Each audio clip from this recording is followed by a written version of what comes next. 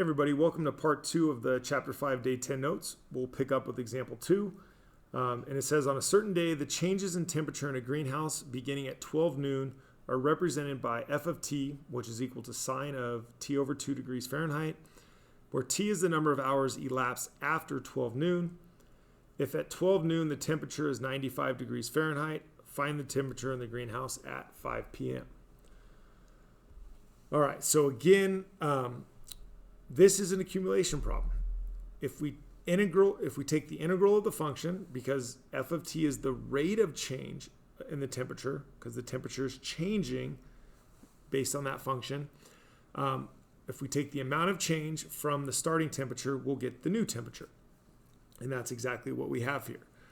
So in this case, f of t, that function is the rate of change of the temperature.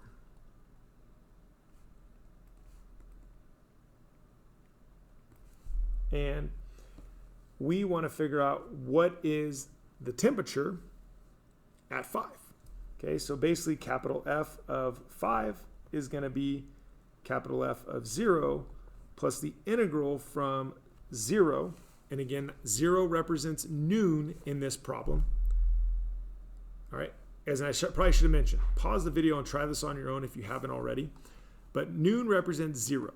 So we need to figure out how many hours after noon is 5. Well, that's 5 hours. F of t dt. And again, as you plug in what we know that the starting temperature at noon is 95 degrees. And we're going to add that amount of change. So let's pull up our calculator. This time we have a new function, so start a whole new integral. We're going to integrate from 0 to 5. And this time the function is sine of t divided by 2 dt. Hit enter. All right, if you get that decimal answer, or that exact answer, and you want the decimal answer, you should be able to just hit Control and Enter to get the approximation. So we have 3.60229. So that's 3.60229. So if we add together and we round to 3 decimal places, we are going to get 98.602 degrees Fahrenheit, which basically means at 5 p.m., all right, if you wanted to answer in word problem, at 5 p.m., the temperature in the greenhouse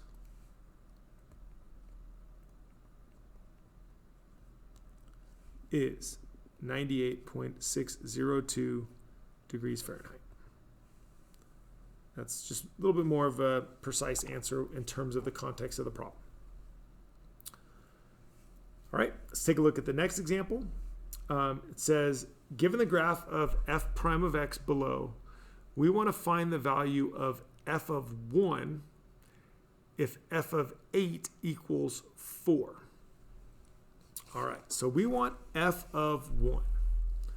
So one thing I want you guys to try to think about with this problem as much as you can is how these relate to each other. All right, well, if we took the integral from 1 to 8 of f prime of x dx, then that's going to equal f of 8 minus f of 1. Okay? And that's something important for us to remember. Okay? So now, what we know is we know f of 4.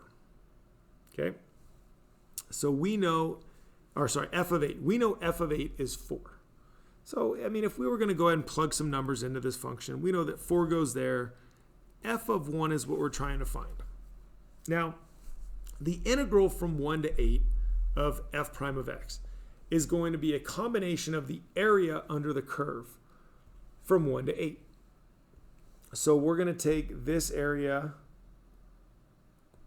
right, which is 2, and we're going to add this area down right here, all right, which is 6.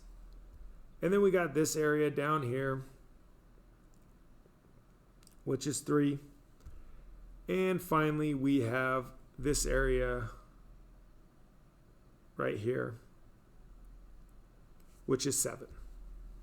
So, as you do that, we can evaluate the integral just using those areas. So any area above the curve is positive. So we're going to have 2 plus 6.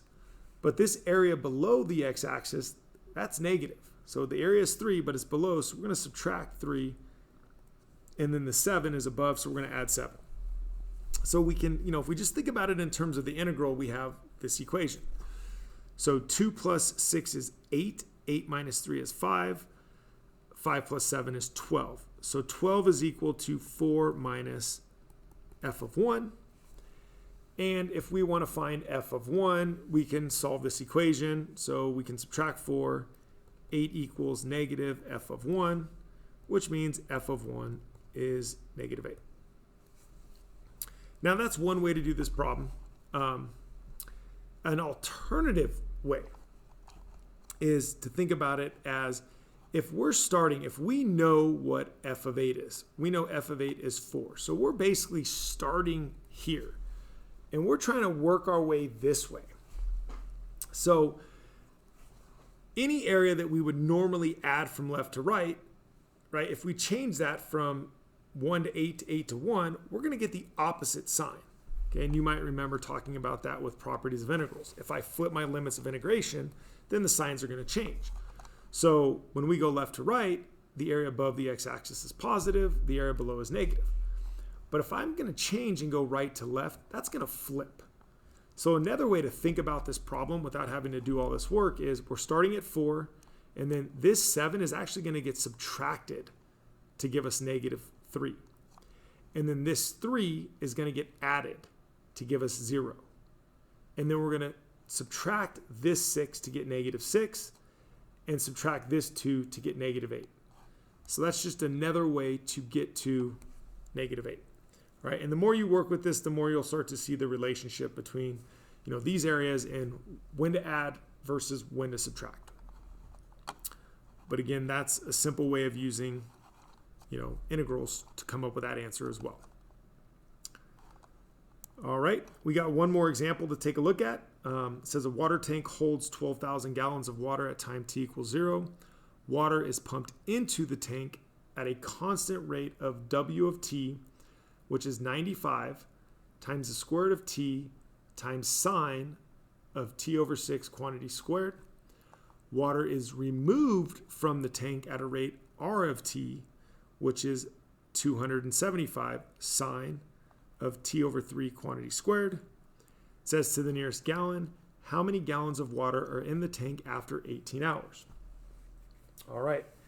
Now, there's obviously going to be some different ways for us to look at this problem. But, kind of what's important is we pay attention to what are these given rates. Well, W of t, okay? So capital W of t, that represents the rate water is pumped into the tank.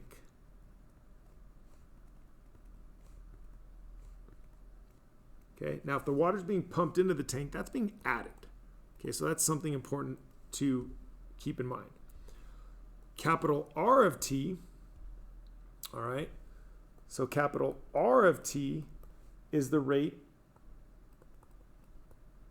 water is removed from the tank. So that's going to be subtracted because it's being removed. All right. And then we'll just name the function A of t. All right. A of t is going to be the amount of water in the tank. Okay. So that just gives us some context of what these variables are going to mean. So now, if we want to figure out the amount of water after 18 hours, what we're going to need to do is take the initial amount, A of 0. We're going to have to add the integral from 0 to 18 of W of t dt. And we're going to have to subtract the integral from 0 to 18 of capital R of t dt. Because again, W of t is a rate, so we integrate the rate, we get an amount. We want to find the amounts added, and then we want to subtract the amount that we're subtracting. All right. And just so you guys understand, this could have been written this way as well.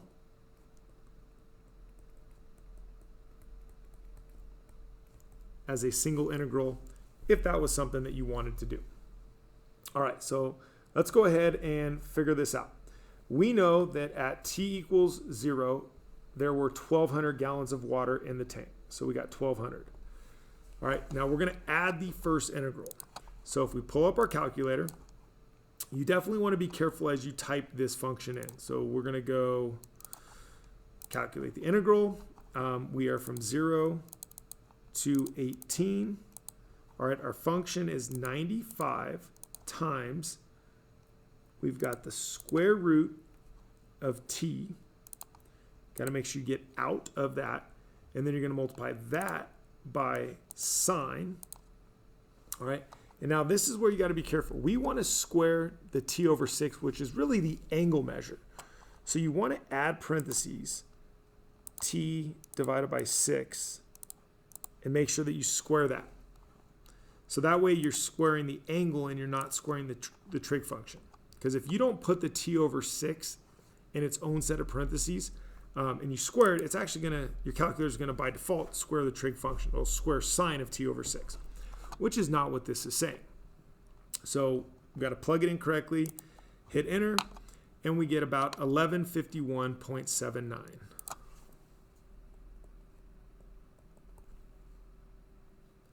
And I did this before on a different calculator and it gave me 7949. I must not have set up my settings in this calculator yet. All right, so I'm going to go ahead and use what I had on an old piece of paper. Then we're going to subtract this integral from 0 to 18 of r of t. So again, we'll take our calculator out. We're going to go menu, calculus, integral. We go from 0 to 18. All right, well, that function is given to us right here. It is 275 times sine. All right, we want to square the angle again, so open parentheses, and we're going to go t divided by 3. And we're going to go ahead and square that with respect to t. Hit enter. All right, and again, as you look at this, once you type it and hit enter, it should show you what it looks like.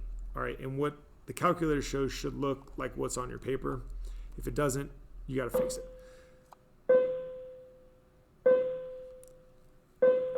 All right, guys, sorry about the bell, but we get 526.729. So this is 526 point. Now, when I did this on another calculator, I had 72883. All right, and at that point, if we add those together, we get 1,825.066. All right, now the problem said to the nearest gallon, so we're going to say it's about 1,825 gallons of water.